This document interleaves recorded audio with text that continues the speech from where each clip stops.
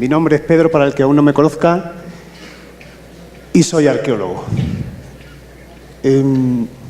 Mi madre siempre dijo que llegaría muy lejos. Yo creo que lo que quería era librarse de mí, porque nunca podía imaginar que iba a terminar trabajando a 10.000 kilómetros de mi casa. Entonces me hace pensar mal si me quería tanto o no. Sí, sí me quería. Bien. En 15 minutos tenemos que contar algo sobre nuestra vida. Es imposible contar la vida de un arqueólogo en 15 minutos. Imagino que como la mayoría de los que estamos aquí. En 15 minutos, el prefacio y poco más. Por eso he venido a concienciarles de que la historia tampoco es exactamente como nos la han contado, muchas veces.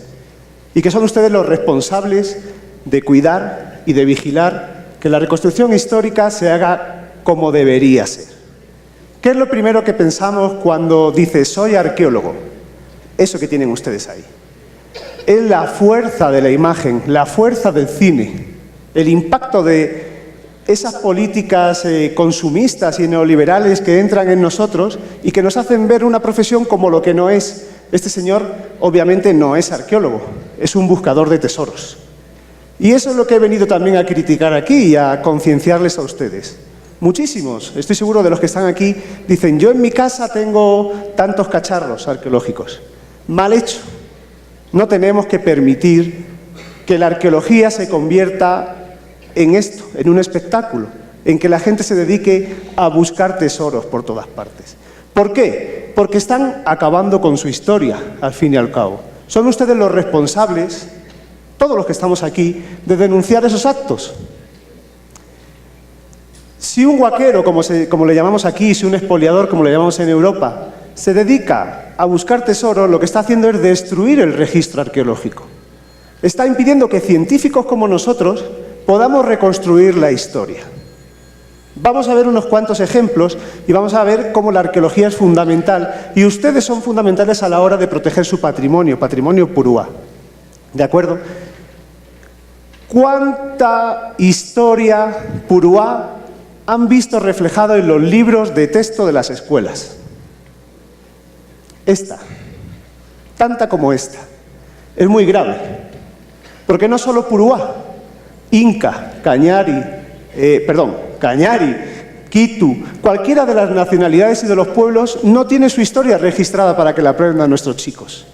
Por suerte, en la Universidad Nacional del Chimborazo tenemos un grupo ya aprobado de investigación que se llama Purúa y que nuestra obligación es ayudar al pueblo y a la nacionalidad purúa a reconstruir su historia y que nadie se la invente, que nadie se la cuente. Es muy importante y lo vamos a ver en un pequeño recorrido. Los incas, tal y como nos lo han contado y vienen los libros de texto también, llegaron aquí, todos sabemos que llegaron aquí dando besos y abrazos a la gente. Hola, ¿qué tal? No, yo soy inca. Ah, bueno, ¿me dejas que te someta un poco? Sí, sí, pero un poquito solo.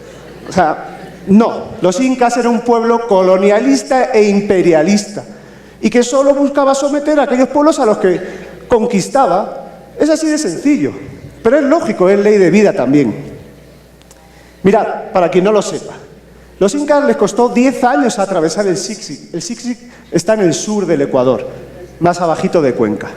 Había un cacique que se llamaba Duma que les contuvo 10 años y solo entrando con un ejército de 100.000 hombres, Tupac Yupanqui consiguió derrotarle. ¿A cambio qué hizo para legitimizarse el Inca en el poder? Muy sencillo. Al hijo primogénito, eran muy inteligentes los incas, al hijo primogénito del cacique Duma le manda a dirigir los ejércitos incas para la expansión hacia el norte. Y a la hija primera la casó con el inca y forma parte de sus concubinas.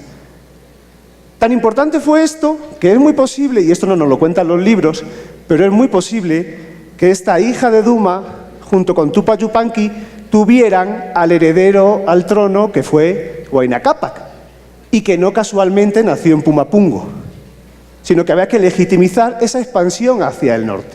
Hasta ahí vamos más o menos bien. Ya sabemos que los incas llegaron como imperialistas, colonialistas, a dominar un territorio. Pero claro, ahora llegan 90 españoles a dominar un imperio. La arqueología es fundamental para esto, para que no nos cuenten estas historias. ¿Cómo 90 españoles van a conseguir dominar un imperio? Es imposible. Yo entiendo que sí, que llegaron 90 españoles, altos, guapos, bien parecidos, pero de ahí a dominar un imperio como el Inca va un mundo, un mundo. Los libros no nos lo cuentan, los libros sobre todo escolares, que es lo que más nos preocupa a los que somos pedagogos de la historia. Los libros no nos dicen nunca que esos españoles consiguieron derrotar a los incas porque fueron un poquito más inteligentes que ellos y se asociaron a los pueblos que habían sometido a los incas, que no eran otros que los puruáes, los cañari, los quitu, etc. O sea que muy a gusto no estarían cuando se asociaron a 90 tipos que vinieron raros, altos, barbudos, con unos perros gigantes y con una piel que brillaba mucho. O sea, no es creíble, pero como veréis, es que muchas cosas de la historia que nos cuentan no son creíbles si nos paramos a pensar un poquito. Los españoles, codiciosos, imperialistas, colonialistas malísimos, también, es que el colonialismo es así. Le piden una habitación llena de oro, o dos, según la fuente. ¿Por qué tenemos ese concepto occidental también aquí, entre el mundo autóctono indígena, de que el oro es el que nos da la riqueza? No, señores. Para las sociedades primitivas o antiguas, prehispánicas, el oro tenía su valor ritual, no su valor económico. ¿De acuerdo? Y si, como nos dice alguna fuente aislada, el verdadero oro de los incas era su linaje real, proteger su línea real. ¿Cómo? Mandando a las mamaconas fuera de aquí.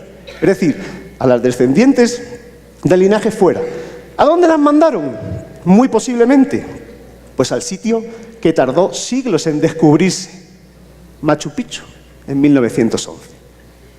La arqueología es la única que nos puede llevar a comprender o intentar comprender estos procesos históricos, sin que nadie nos los cuente, sin que nadie nos lo invente. Veréis que me estoy saliendo de la historia oficial muchísimo. Y yo soy de los que dice que la historia la escriben los vencidos, lo estáis viendo con lo que os estoy contando. Sin irnos del mundo indígena, ¿cuál es el textil más típico del mundo andino? El poncho. Mentira. Estamos confundidos. Tenemos fuentes históricas del siglo XVI que nos dicen que los pueblos autóctonos prehispánicos vestían la cusma, que no es otra cosa que una camiseta larga, obviamente hecha con fibras naturales autóctonas, algodón, alpaca, vicuña, etc. Los españoles necesitan expandir su imperio comercial y adaptan su poncho y lo imponen a la sociedad autóctona.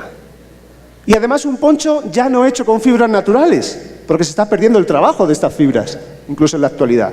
Un poncho hecho con lana de oveja, que es lo que sobraba en Castilla y lo que se exporta aquí. Como vemos, es una idea totalmente, si lo queremos llamar en términos actuales, neoliberal o liberalista. Dominar mediante otros elementos.